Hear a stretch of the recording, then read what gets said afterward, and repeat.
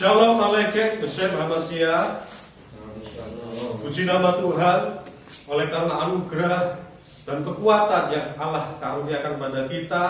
Pada hari ini kita ada bersama-sama di tempat ini untuk beribadah tipika, dan kita sama-sama mau merenungkan bagian dari kitab suci ini yang terambil dari Injil Lukas pasal 8 ayat 26 sampai 39. Yang mana renungan ini akan kita beri judul Sang Kebenaran yang Memerdekakan. Sang kebenaran yaitu Kristus itu sendiri, sang kebenaran yang memerdekakan.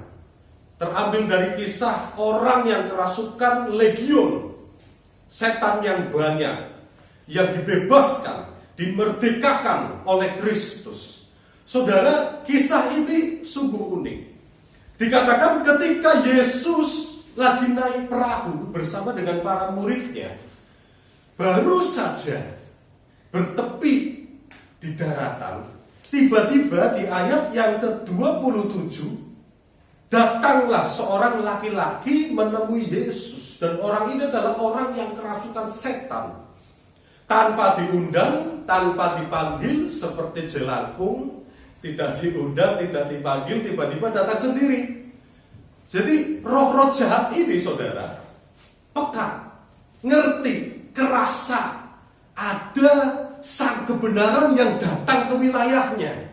Saudara, ketika kejahatan itu menguasai suatu tempat, dan ketika hadir di tengah-tengahnya kebenaran, maka yang jahat ini akan tidak nyaman, akan merasa terganggu, akan merasa terusik.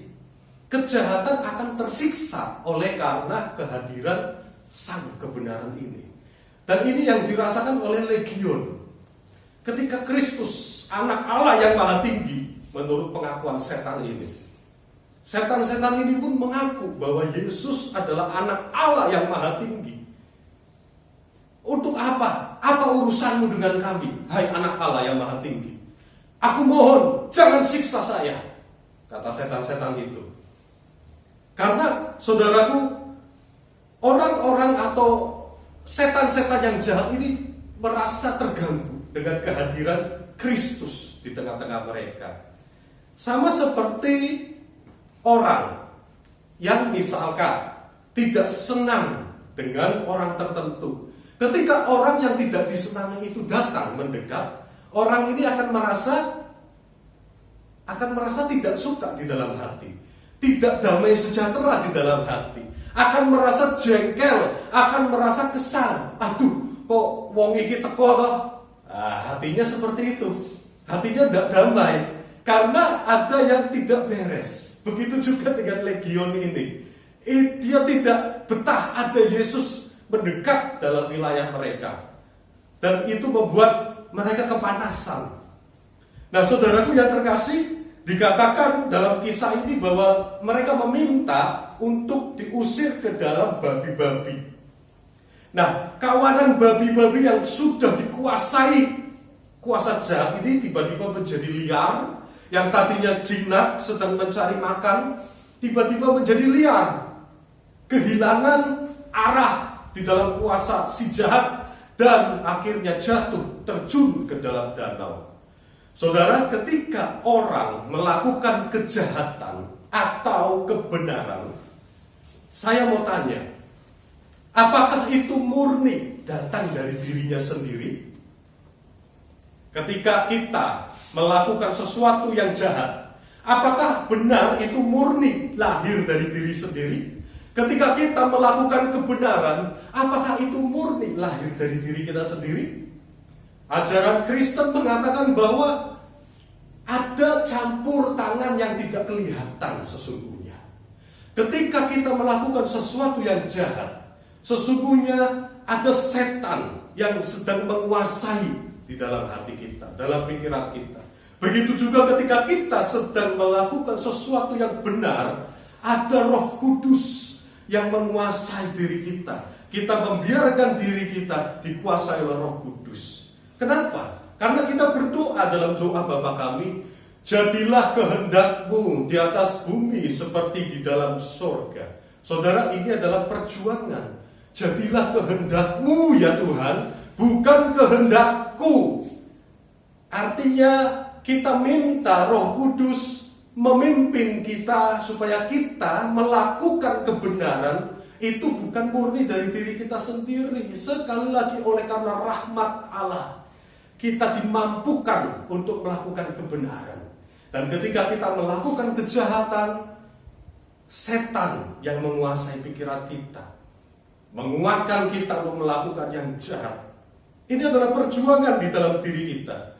Jana Suci Siluan dari Gunung Athos berkata, jika kita membenci kejahatan dan berjuang untuk kebaikan, bahkan jika kita jatuh 70 kali dalam sehari, tetapi kita mau bangkit lagi, itu membuktikan bahwa Roh Kudus ada di dalam diri kita, dan bahwa kita adalah bait Roh Kudus.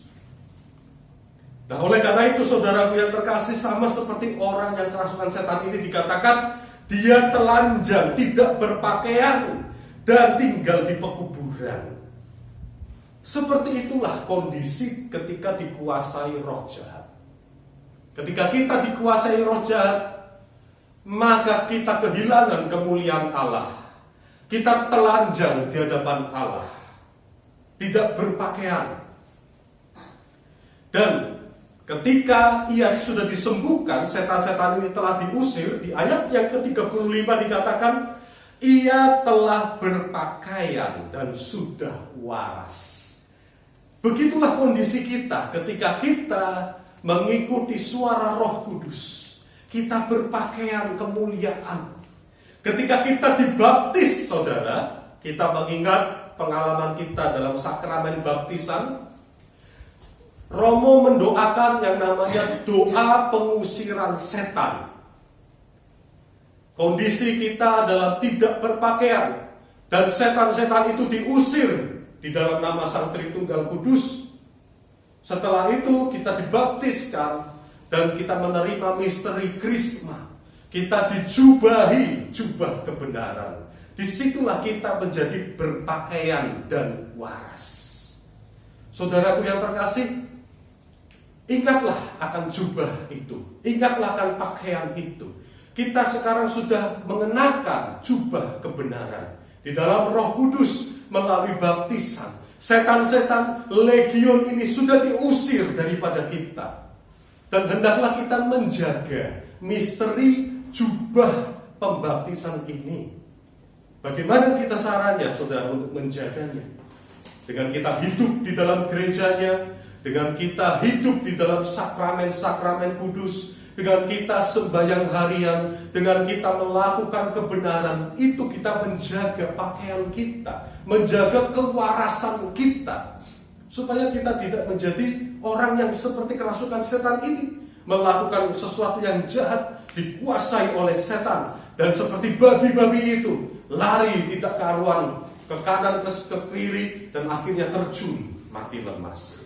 Saudaraku yang terkasih, Santo Yohanes Chrysostomus mengatakan bahwa ketika kita melihat orang yang kerasukan setan, itu sesuatu yang mengerikan. Betul ya saudara?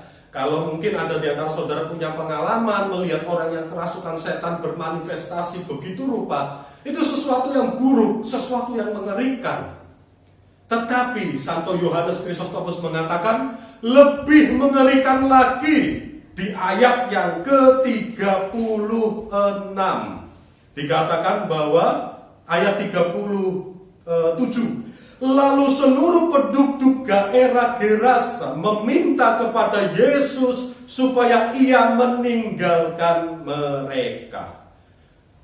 Orang yang kerasukan setan tidak mengerikan, tetapi lebih mengerikan adalah orang yang mengusir Yesus dari daerah mereka. Ketika orang-orang Gerasa ini melihat betapa Yesus mengusir roh-roh jahat itu pergi ke dalam babi-babi itu, apa respon orang-orang Gerasa?